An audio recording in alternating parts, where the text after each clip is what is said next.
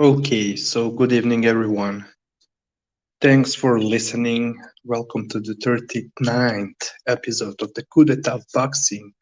And the topic is, no surprise, the rematch in between Alexander Usyk and Anthony Joshua that took place the last night in Saudi Arabia. So, yeah, I'm going to get down to business very quickly. I have a lot of notes that I took. I quickly rewatched the fight earlier today. I watched it live. Many interesting things that I saw happening in there. So I'm waiting to see if corruption in boxing is going to be able to join me tonight. I'm not sure about it, as for right now, he's still hiding from Eddie Hearn's goons. Yeah. So, anyways, let's get down to business. When it comes to Usyk,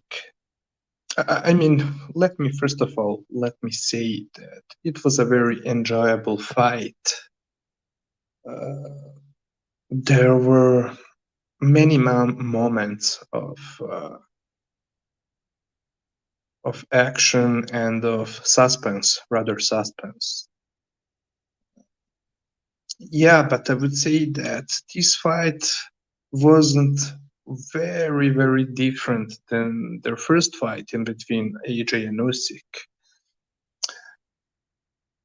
It, to me personally, it went on in a similar manner that Triple G and Canelo fights went, meaning that in the rematch, I had Canelo doing better, boxing smarter than in the first fight, but ultimately I still had Triple G, just like Usyk, winning without any doubt. Watching it live, I only scored it watching it live the first time. I had it 8-4 for Usyk. Could see 9-3 as well. 5 rounds for Joshua. Well, I would say it was too much, but you know, it's kind of reaching. But anyways, from the beginning of the fight, Joshua applied and kept his stance in a much better form than he did in the first fight. That was a big difference, and I'm going to go into what Joshua was doing in this rematch, many things that I really liked. So, yeah, a huge portion, or rather big portion of this stream will be about uh, the novelties from Joshua that I saw in this fight the last night. And so, unlike in the first fight where he was very upright and was often getting off balance by leaning back too far, things like that, the last night his balance was perfect, at least at the beginning. He was also reacting way less to Usyk's lead hand probes that I described on my solo channel, official scorecard. And instead, Joshua kept a very tight guard close to his face without engaging his jab too much in the lead hand battle with Usyk. And he showed up with much less waist movement in the rematch. Uh, those were just a couple of things that impressed me with him at the beginning. But there are other things as well. I think that the reason he was reacting differently to Usyk's lead hand in the rematch is because of his stance, which had him improve. Thanks to that stance, he improved his rhythm because he was slightly bending his knees in order to keep his balance. Uh, by the use of short and compact weaving of his upper body, instead of staying upright and giving the openings to Usyk by extending his lead arm too often, like he was doing in the first fight. And such a stance and that rhythm allowed him to rock back and forth in between his front and back foot and also take shorter steps, giving him the opportunity to react much quicker and be ready to punch when he sees an opportunity, because he wasn't spending too much time in the air bouncing, bouncing on his feet and getting off balance. But the way he was rocking back and forth with his feet as well as his upper body was in a very compact, controlled manner. So he was able to set his feet on canvas quickly and react, uh, be ready to punch when he sees an opportunity. And that short, compact weaving was also making him a harder target to hit because of not being at one same place again, like was the case with the first fight. Also, Anthony Joshua's jab was very quick and snapping, at least in the first 4 rounds.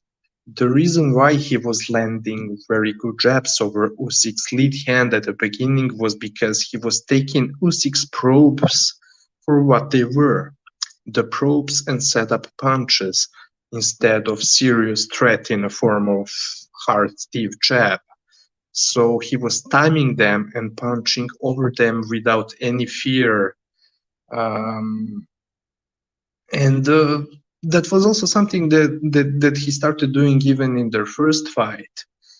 At one moment of the fight, he realized he kind of figured out, got used to Usyk's rhythm of stepping in with lead hand feints and probes. And at one point, he started punching over them with authoritative hard punches, either a hard jab or a straight right. Whatever. What else is there to say? Yeah, speaking of his hand speed, it did really seem improved. It was very quick and compact again. His punches were short, which allowed him to stay on balance even after punching, which was not always the case with AJ. However, he was able to keep doing all these things I mentioned constantly for about first third of the fight, so first 4 rounds. Later on, due to fatigue, that compact form kind of started falling apart and he reverted back to what he was always used to do.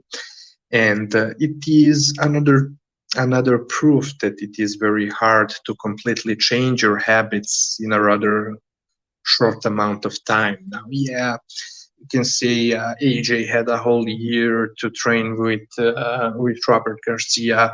He surely has been training with him for way longer than a length of a regular training camp, which is 8 weeks, but still not enough. And he didn't have any other fight with Robert Garcia before this rematch. So yeah, it was good. For those changes were fantastic, in fact, for the first 4 rounds, first third of the fight.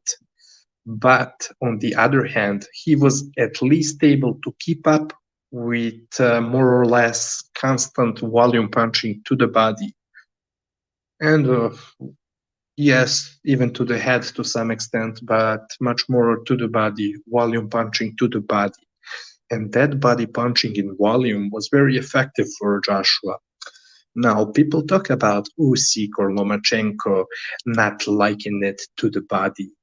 And yeah, despite Joshua effectively training Usyk's movement and stamina, in my own mind, by very, very powerful body shots, but also by low blows and kidney punches, hip punches, hammer punches to the back of the head, I'm stating it for the thousandth of time.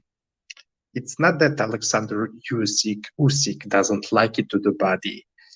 It's that his body is the only target that could be hit constantly throughout the fight. And Joshua did the right thing to attack it with volume constantly this time in this rematch. Joshua, in fact, did against Usyk what I've been constantly saying about Lomachenko and what I said about the Besputin versus Butaev fight, being that Lomachenko has a great upper body movement and a quicker feet than his opponents, just like Usyk, it means that he's the one controlling the fight and deciding when the exchanges are going to take place and for how long they are going to last by using his footwork. So the right choice would be to start throwing punches in bunches to the body during that short time window when he steps inside of your range. And that was something that Richard Kame was effectively doing, also in parts against Lomachenko and even Teofimo Lopez to some extent. So this is why if you're looking to hurt Usyk constantly, the best chance would be going to the body, because body is the only target that Usyk is giving you that is constantly available to you throughout the fight, which is not often the case with his head, for example.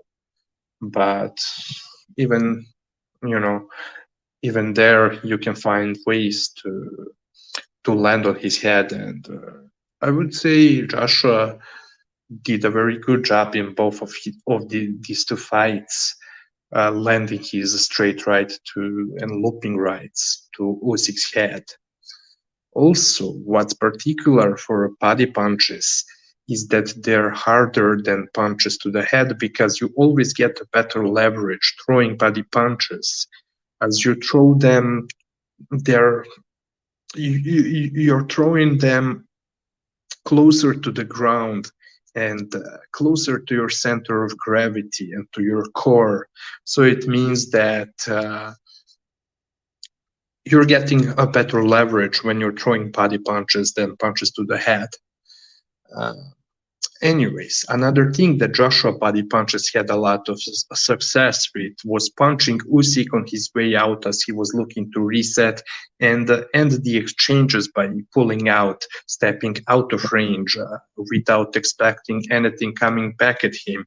And so that's how Joshua caught him many times with right hands downstairs or upstairs as he was looking to pull out of range. But what particularly impressed me was Joshua timing Usyk's pivot with the left hook to the body. Again, I explained in my film studies how Usyk pivots to the outside angle on the front foot, and Joshua was definitely well prepared for it in the rematch. And he knew that Usyk does well slipping left hooks to the head as he pivots on that foot, but also at the same time, his body is staying in the range for that left hook and is not always protected. So Joshua did a great job exploiting that habit, that fact. Joshua was also doing a nice job of minimizing Usyk's tries to slip outside of his lead foot by doing the things that I always mention Bam Rodriguez and Duran like to do, and that is very effective against the lateral movers. And it is to move his upper body over his back foot and cross his feet by pivoting on his back foot and placing his left foot to the left. Now, it's not very easy to understand it because I don't have any film to show you what I mean. So it may not be very easy for you to get what I'm saying, but basically crossing his feet, fighting an opponent who uses the lateral movement by you crossing the feet from a safe distance, because that way you're able to cover and pivot much easier towards your opponent who is using his lateral movement. But on the other hand, Usyk saw it and adjusted to it and started using it to his advantage by waiting up, forcing Joshua into crossing his feet and stepping in with the lead straight left, hitting him to the head. So yeah, no matter what adjustments you make against Usyk, after a while he's going to get used to it, and you you you better be able to change the ways you're setting your punches, because they're not going to pass test 10 times in a row. Uh, I think also that no matter what people are saying, I think that due to those body shots, Usyk's stamina was really depleted by those body shots. And just to give you an example of it, uh, in the seventh or the eighth round and in the 10th round, it almost looked like Usyk intentionally let Anthony Joshua off the hook, as if he didn't want to stop him. And maybe it was the case after all, but I'm not sure about it. I don't think it was the case. As I was able to see during that entire last third of the fight, that Alexander Usyk really lost a lot of stamina, movement, balance, and the snap in his punches. So he may have a great poker face. Sorry, but his movement is definitely telling me that he felt those body punches and head punches as well from Joshua. Now the reason he went out so hard in the 10th round, despite being previously hurt by Joshua, was out of fear, because he knew he had to step to Joshua and use everything he got to prevent Joshua from coming at him and opening up with even more volume, hurting him even more. Because just in the previous round, in the 9th round, Joshua had his best round where he really hurt Usyk.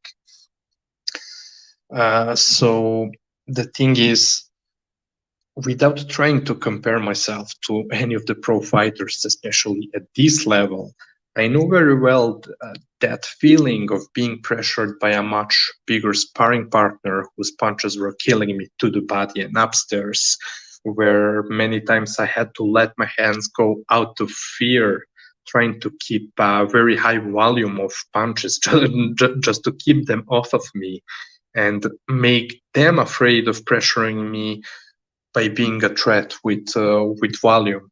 So I think it was what Usyk did in the 10th round, that despite being really, really, really tired and depleted, and that he was feeling those punches and being hurt, he just went all out just to make sure that Joshua stays off of him. And that in return was maybe the best Usyk's round, the 10th round. And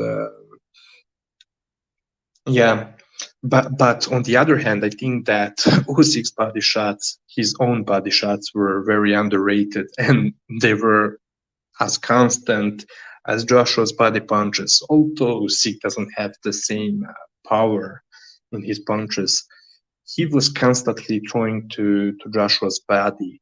And even thought that in the first fight he could have went even more to Joshua's body, and that's exactly what he was doing here in the rematch the last night. Now, but what's funny about Usyk landing his own body punches on Joshua is that he started doing it when he felt Joshua's body punches, and it's always a big tell for me when a fighter is landing body punches and then his opponent starts throwing body punches as well. It was always a big tell to me that that guy felt the body punches and told himself, "Well, yeah, I'm going to use them too." And so yeah, even despite the commentators only talking about Joshua's bodywork, I do really think that Alexander Usyk's own bodywork was very underrated, and that he himself hurt Joshua many times to the body. And to make an ever bigger point, at one point of the fight, he even forced Joshua to stop throwing body shots, because he started timing Joshua's right hand, straight right to the body, right uppercuts to the body, right hooks to the body, with a straight left upstairs, and many times he rocked Joshua with a very precise, really sharp straight lefts that made Joshua back down and forget a little about throwing body punches. So Usyk was very effective in that manner. Um, and I have few more points to make about the fight as well. I think I was actually surprised to see the referee Pabon warning Joshua multiple times for the illegal tactics like holding behind the head and hitting behind the head, kidney punches, low blows, punches to the hips. Because after all, Joshua is the money guy, but it doesn't mean that Usyk did not become a big money guy, especially after these two huge wins. But it was nice to see. By the way, one very interesting point that I'm not sure if anyone mentioned yet. I want to bring up something extremely interesting that was happening in between the rounds during the rest period. So Joshua taking his time in between the rounds, waiting for the bell to announce the beginning of the next round.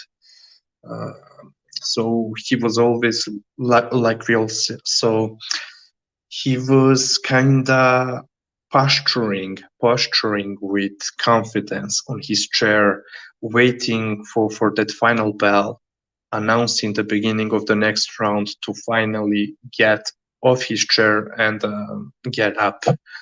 So, and meanwhile, he was posturing with confidence, hanging his arms on the ropes, looking across the ring at Usyk with confidence. And I think it was an interesting and extremely smart mind game that was undoubtedly suggested to him by his team.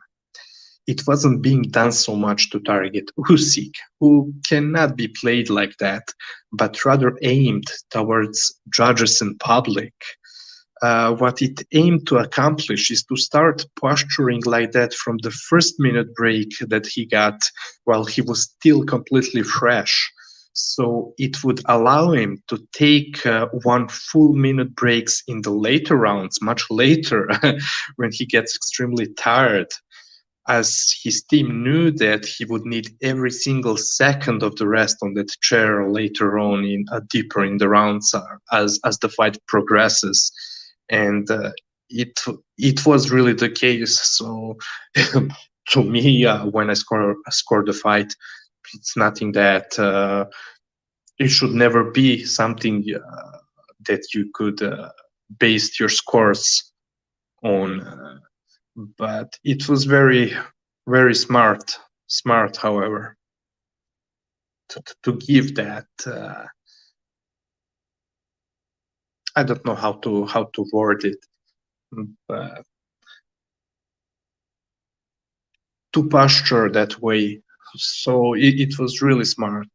By the way, the ninth round where Joshua hurt Usyk really bad. Well, I don't know for you guys, but me myself, I was being dead afraid of getting the UK stoppage. But I guess that after all, there is a difference when those big money guys are fighting some no-name mandatory challengers, and when they're in a fight of such a magnitude like this one last night was. So I would guess that although I was really afraid about it even before the fight, that such a scenario could happen, uh, it looks like, after all, even Pabon, who's not a very good referee, at least not always, that he didn't give us the UK stoppage. So I was thankful for that. By the way, what else is there to say? Yeah, the ring size, to me looked smaller. So I'm not sure about it, but watching it live and quickly rewatching the fight, I really, really thought it looked to me as if the ring was smaller. But anyways, yeah, watching it live, that was the only time that I scored the fight, and I had it either 9-3 or 8-4 for Usyk. So, but I think I already told you at the beginning of this stream. Cannot remember.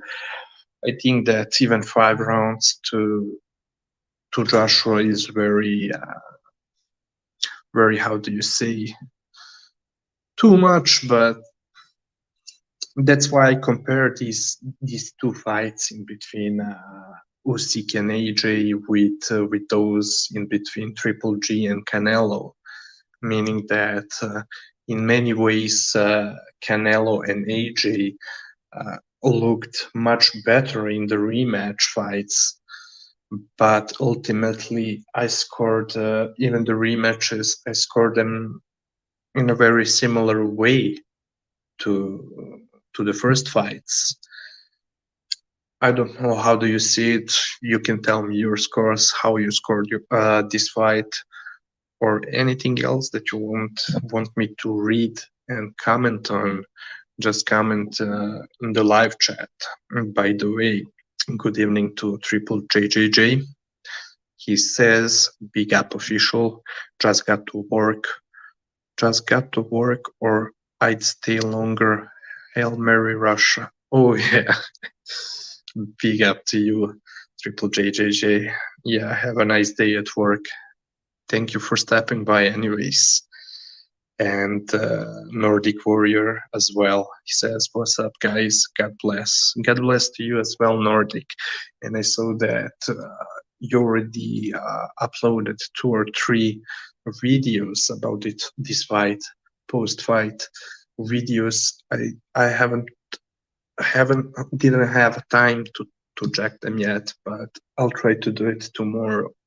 Anyways, yeah, big up to Nordic Warrior and his channel. He's an OG on YouTube on YTBC, so big up to him as well. I don't know what else could I talk about. Maybe the post-fight meltdown from AJ, but it was so confusing. Very, very confusing. By the way, just give me a second to get a sip of water.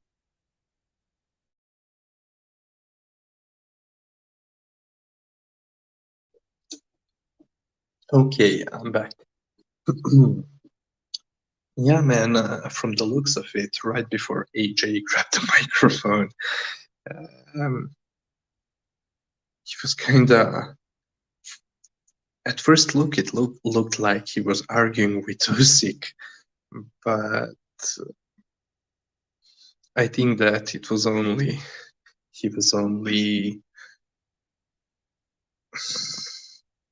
how do you say, angry, just angry for not being able to win the rematch. He was in some way complimenting Usyk. Loma was there in the ring too. I mean, I think that what he did on the microphone was so incredibly cringy, and with all the credit that I've been giving to Joshua, for what he did in the ring, in the rematch, and even in the first fight. Like I said many times, I thought that his performance and his ring IQ, ring smarts were very underrated in their first fight as well. uh, Brandon Blanco, big up to you, Brandon. He says, God bless Russia. Hmm. Uh, what else is there? Well, the meltdown. Okay, let's not. I won't go too much into it. Let's just say that it was very cringy. I don't know. I saw AJ crying at the post-fight press conference. So, but I would say the emotions of training so hard, doing everything possible to win the rematch, and then not getting the victory was what got to him, because I suppose he invested a lot of mental and physical energy into getting the result he wanted in the rematch. But anyways, yeah, also, what else is there? A lot of dirty tactics from him, which in fact, like in the first fight, Usyk minimized by the use of his footwork. So thanks to Usyk's footwork and foot speed superiority, I think it was the only reason we haven't seen even much more dirty tactics from Joshua in the rematch. But it was also the case in the first fight.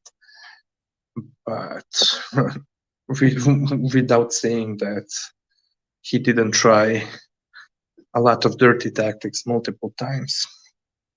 But I'm kind of not surprised about it at all. Um, yeah, now the question is Fury going to come back? He's been suggesting since the last night that he might come back to fight Usyk, but demands a lot of money.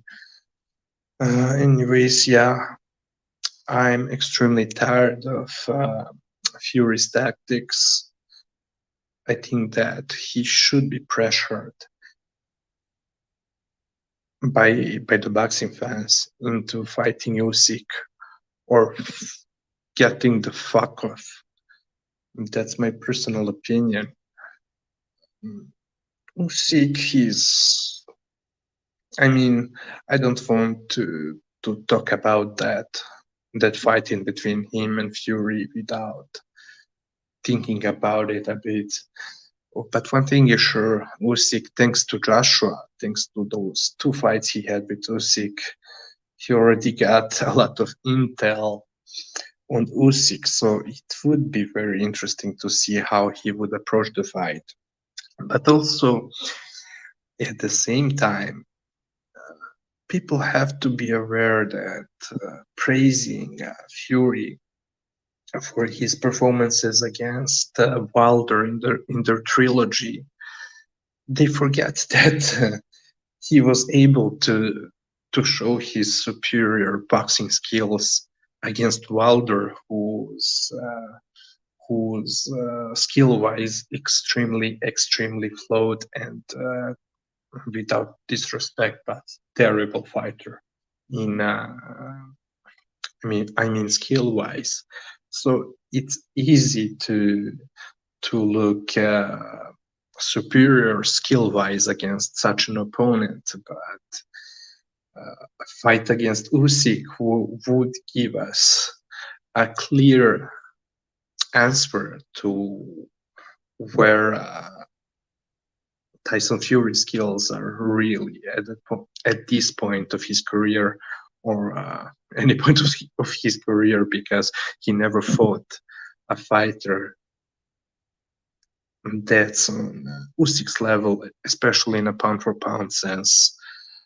But without it goes without saying that it would be an extremely difficult fight for Usyk. But I think that it's much more about the excitement about that possible matchup in between Fury and Usyk is that because to me personally, Usyk is a much better boxer fighter than Tyson Fury is, especially in a pound for pound sense. There's no question about it at all.